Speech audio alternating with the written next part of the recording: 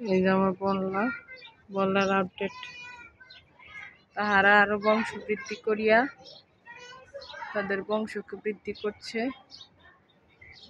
আর এখানে কাওয়া ঝিঙে আছে, খাইতেছে। ওই যে উপরে আরো দুইটা পাইকা রয়েছে। এই পাশেও তারাও বংশ বৃদ্ধি করতেছে তাদের মতো করে। আবার নিচে আবার আরো নতুন একজন মেহমান এখানে বাসা করছে। ভালোই, আমার ছাদে যাতে নাই আসতে পারে এরকম একটা ব্যবস্থা হয়ে গেছে। ব্যস্ত নিজেদের কাজ দিয়ে দিন দিন বড় হইতেছে। এবার এইখানে তারা বাসা বানাইছে যে নতুন করে। মোবাইলে তো তেমন ক্লিয়ার কাট আসে না, কি পরিমাণে ডেঞ্জারাস বাসা করছে। মা তো প্রায় বলে আগুন দিয়ে পুড়ে দেওয়ার জন্য।